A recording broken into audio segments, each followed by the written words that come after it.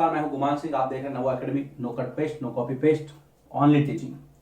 Class 7 का एक नया चैप्टर सिविक्स का, औरतों ने बदली दुनिया। पिछला जो चैप्टर था लड़के और लड़कियों के रूप में बड़ा होना, अब हम यहाँ पर औरतों के बारे में चर्चा करेंगे कि औरतों ने कैसे दुनिया बदली।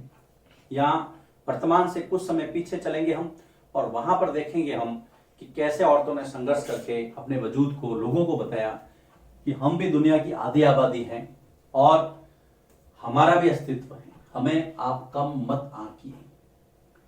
आप देखिए, हम शुरू करते हैं। मान लीजिए क्लास में हमने आपको कुछ चित्र बनाने के लिए कहा और हमने 2 चित्र बनाने के लिए कहा। क्या क्या मैंने कहा कि आप एक नर्स का चित्र बनाइए और एक शिक्षक टीचर का चित्र बनाइए। तो ज्यादातर जो चित्र है वो बच्चों ने बनाए, उसमें महिलाओं के चित्र बनाए। महिला नर्स, देखिए मेल नर्स भी हो सकता है, टीचर पुरुष भी हो सकता है, महिला भी हो सकती है, शिक्षिका शिक्षक। लेकिन हमारे माइंडसेट में कुछ चीजें चलती हैं जो हमने शुरू से देखी हैं। हम ये तर्क देते हैं कि इनमें जो है ज्यादातर महिलाओं के चित्र हमने इसलिए बनाए हैं, या ज्यादातर इसमें महिलाएं इसलिए होती है क्योंकि महिलाओं के अंदर कुछ स्वाभाविक गुण होते हैं जो हमने शुरू से अपने दिमाग में पाल रखे, जैसे सहनशील, विनम्र, मृदुभाषी। मृदुभाषी मतलब अच्छे बोलने वाली, है ना, आराम से बात करने वाले। कि वो सहनशील होती है, विनम्र होती है, मृदुभाषी होती है महिलाएं, इसलिए वो नर्स और शिक्षक का जो पेशा है उसके अंदर फिट बैठते हैं। ये हमने हमारे दिमाग में एक माइंडसेट।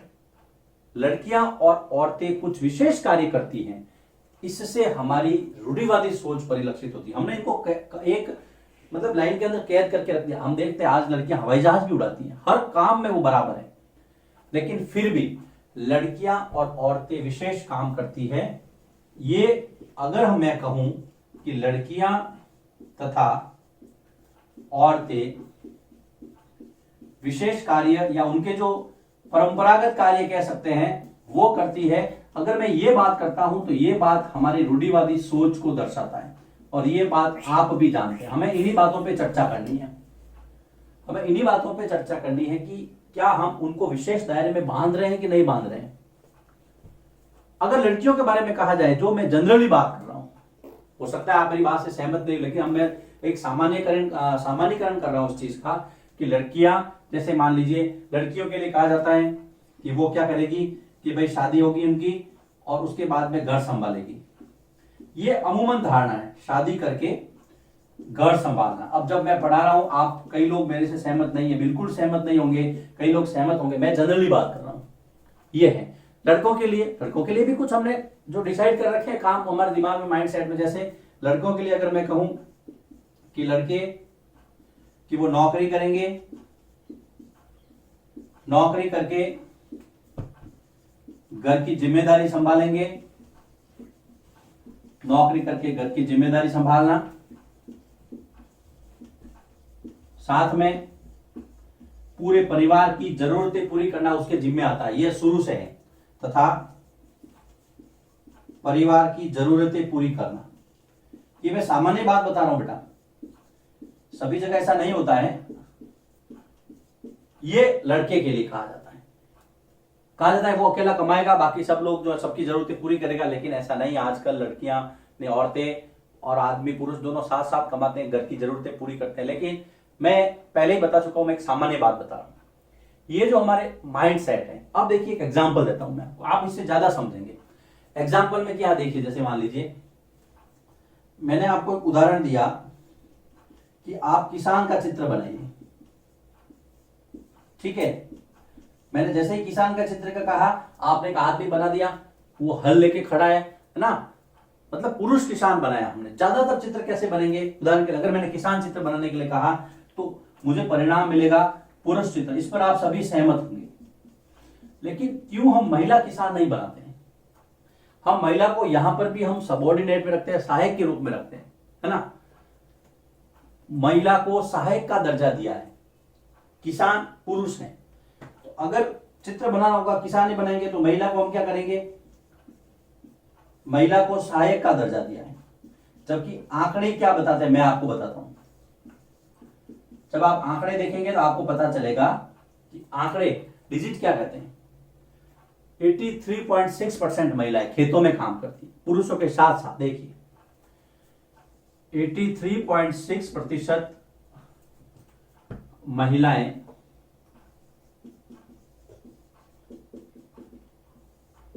पुरुषों के साथ खेतों में काम करती हैं, और वो ही सारे काम करती हैं जो पुरुष करते हैं। 83.6% महिलाएं पुरुषों के साथ खेतों में क्या क्या काम करती है, देखो सारे के सारे। फसल बोना, फसल बोती भी है वो, फसल को काटना भी है, उसके बीच में खरपतवार हटाना भी है, जिसको आप वीड्स कहते हैं ना, जो अनाव से घास हो जाती है उसको हम खरपतवार कहते हैं। उसको हटाने के लिए निराई गुड़ाई करनी पड़ती है, कमर टूट जाती है, ऐसे है ना। खेतों में जिसने काम किया वो जानते हैं, जो किसान परिवार से संबंधित है उनको बताएं। पौधों को रोपती है, ये सारे काम वो करती है। बुआई करती है ना, फसल बोना, काटना, पौधे रोपना आदि। और इसके अलावा वो घर के काम भी संभालती है। तो काम ज्यादा किसका हो? काम तो यहां इनका ज्यादा हुआ। फिर भी हमारे माइंडसेट में जो है कि भाई किसान पुरुष बना दिया, चित्र बना दिया। तो ये चीजें हैं। अब हमें इस चीज को वहां उस दौर के समय में समझना है कि उस समय क्या था। तो ये जो हमने एग्जाम्पल लिए, किसान का हो, नर्स का हो, शिक्षिका का हो, भले ही, तो ये इन बातों से यही है कि हमने हमारे दिमाग को एक सोच में, एक दायरे में कैद कर रखा है, जिसमें से अभी बाहर निकलने में समय लगेगा। निकल रहे हैं बाहर, ऐसी बात नहीं है। तो सबसे पहले तो आपको ये नोट्स लिखने हैं, ये हमने एग्जाम्पल के लिए लिए हैं, है ना। ये आंकड़े भी आपको लिखने हैं। अगर मान लो इससे संबंधित प्रश्न आ जाए तो आप इसके बारे में लिख सकते हैं। अब हम अगले टॉपिक पे चलते हैं, जिसमें टॉपिक का नाम है परिवर्तन के लिए सीखना। परिवर्तन के लिए सीखना। उस समय, उस जमाने में, उस दौर में लोगों ने, लड़कियों ने, औरतों ने कितना संघर्ष किया चेंज के लिए। बालिकाओं के लिए स्कूल जाना एक चुनौती था उस दौर में। देखिए उस समय में बालिकाओं के लिए स्कूल जाना एक चुनौती था। और क्या था? चैलेंज तो था ही। लोग स्कूल भेजते ही नहीं थे उनको अक्षर ज्ञान सीखने की अनुमति नहीं थी। उनको अक्षर ज्ञान सीखने की अनुमति नहीं थी। चुपके चुपके भली कोई सीख ले। बहुत सारी रूढ़िवादी धारणा प्रचलित थी, अंधविश्वास प्रचलित थे। कई बार यह कहा जाता था कि लड़कियां पढ़ेगी तो वो विधवा हो जाएगी। बहुत सारे, है ना। ये भी अंधविश्वास था कि लड़कियां यदि पढ़ेगी तो विधवा हो जाएगी। ये भी देखिए कितना खतरनाक अंधविश्वास। ये सारे चैलेंज थे उस समय। लोगों ने इतना भ्रम फैला रखा था। और औरतों को हमेशा सहायक का दर्जा प्राप्त था। सहायक, जैसे मान लो एक एग्जांपल और लेता हूं मैं। सहायक में जैसे कि मान लीजिए आपने कुमार का एग्जांपल ले लिया, तो कुमारी में औरतें मिट्टी तैयार करती, कभी बर्तन नहीं बनाती थी, है ना। कुमारी में सहायक में क्या करती थी? औरत क्या करेगी? मिट्टी तैयार करेगी। अगर घर बनाना है तो पुरुष घर बनाएगा, औरतें जो है वो सामान लाएगी वगैरह।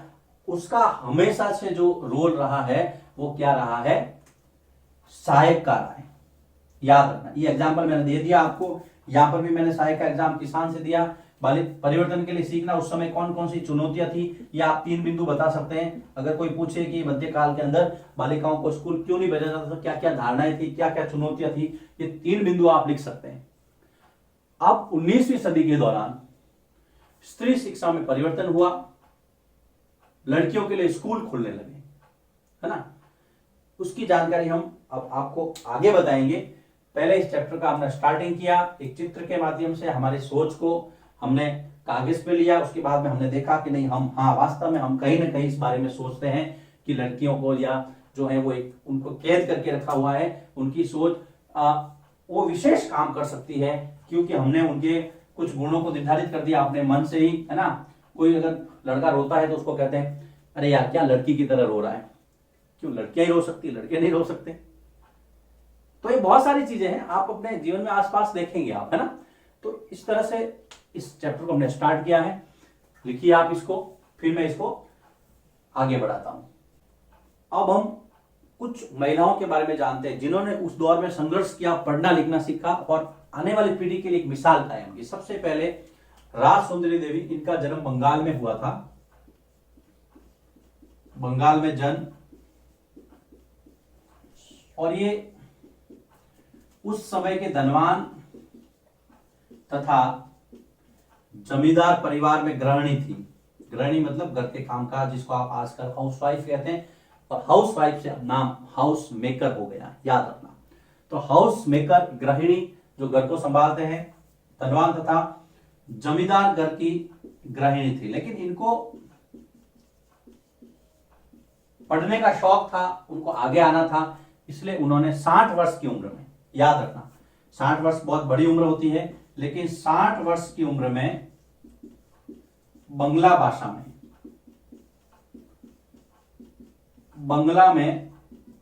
बंगाली में, जिसको आप कह सकते हैं बंगला में, अपनी आत्मकथा आमार जीवन लिखा। आमार जीवन आत्मकथा लिखी, जो कि किसी भी भारतीय महिला द्वारा लिखी हुई पहली आत्मकथा। याद रखना, राज सुंदरी देवी की आत्मकथा का नाम आमार जीवन, जो कि बंगला में लिखी गई 60 वर्ष की उम्र में। इन्होंने ये बताया कि उस समय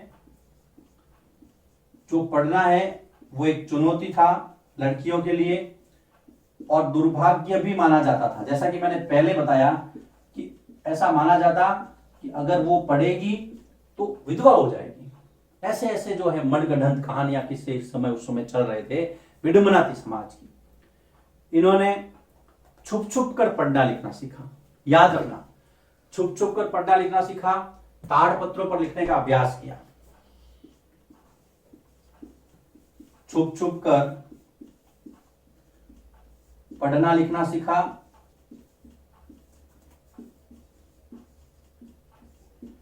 ताड़पत्रों पर लिखने का अभ्यास किया। जो ताड़पत्र होते हैं, देखिए कितना चैलेंज था, सुविधाएं नहीं थी आज की तरह, न ही छूट थी, न स्वतंत्रता थी। ताड़पत्रों पर लिखने का अभ्यास किया, और जब इनको पढ़ना लिखना आ गया तो उस समय उन्होंने चैतन्य भागवत उसको पढ़ा, उसका अभ्यास किया, उसको जाना। चैतन्य भागवत नामक ग्रंथ पढ़ा उन्होंने। जब वो पढ़ना लिखना सीख गए तो उन्होंने कौन सा ग्रंथ पढ़ा? चैतन्य भागवत। उनसे उनको काफी प्रेरणा भी मिली। चैतन्य भागवत नामक ग्रंथ पढ़ा। तो ये राज सुंदरी देवी के बारे में आपको याद रखना। इन्होंने अपने अनुभवों में लिखा, महिला पीड़ा को इन्होंने उजागर किया। इन्होंने अपने अनुभवों में महिलाओं की पीड़ा को उजागर किया। उन्होंने कहा कि हम बहुत दुखी हैं, हमारी स्वतंत्रता छीनी हुई है, हमें पढ़ने नहीं दिया जाता, लिखने नहीं दिया जाता, हमारे विचारों को हम व्यक्त नहीं कर सकते हैं। बहुत बड़ी विडंबना है। तो महिला की जो पीड़ा थी उन्होंने इसको उजागर किया। थकान का जिक्र किया कि हम सारे दिन काम करते हैं, जिम्मेदारियां हमारे, उसका भी जिक्र किया। महिलाओं की जिम्मेदारियों व थकान का जिक्र किया। और साथ में यह भी कहा कि समाज को जरूरत है कि वो महिलाओं के लिए कुछ करे, महिला शिक्षा को बढ़ावा दे, बालिका शिक्षा को बढ़ावा दे। तो यह है बेटा, राज सुंदरी देवी के बारे में आपको पता रखना है। उसके बाद में हम चलते हैं ऐसी एक दूसरी, लक्ष्मी लाकरा।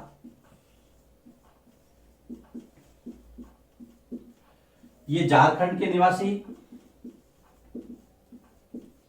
आदिवासी लड़की,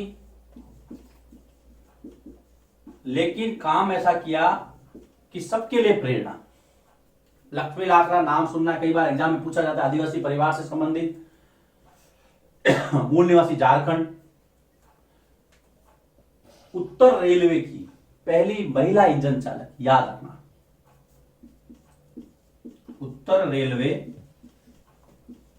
की पहली महिला इंजन चालक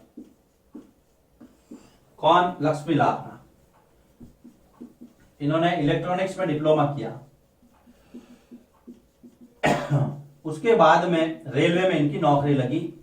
ये कहती हैं मुझे चुनौतियों से लड़ना पसंद है और मैं उस हर काम को करती हूँ जिसके बारे में ये धारणा है कि इसको सिर्फ लड़के ही कर सकते हैं। मतलब इतना जुनून है देखो इनके। तो यहां पर हमने 2 महिलाओं के बारे में पढ़ा, राज सुंदरी देवी, आत्मकथा आमार जीवन, याद रखना। उसके बाद में इनके अनुभव, इन्होंने क्या क्या क्या कौन सा ग्रंथ पढ़ा, बंगाल के रहने वाले थे, है ना, छुप छुप के पढ़ना लिखना सीखा, ये सारी बातें आपको ध्यान रखनी। बंगला भाषा में आमार जीवन। लक्ष्मी लाखरा झारखंड के रहने वाले, उत्तर भारत उत्तर रेलवे के पहले महिला इंजन चालक, याद रखना। और इलेक्ट्रॉनिक्स में इन्होंने डिप्लोमा किया और इन्होंने हर चैलेंज को स्वीकार किया, समाज को इसका जवाब दिया। देखिए परिणाम, आज हम इनको किताबों में पढ़ते हैं। आपके काम दूसरों के लिए प्रेरणा बनने चाहिए। लिखिए इसको। यहाँ पर पहला वीडियो समाप्त होता है। अगले वीडियो में हम 2 और महिलाओं के बारे में जानेंगे और इस चैप्टर को आगे बढ़ाएंगे।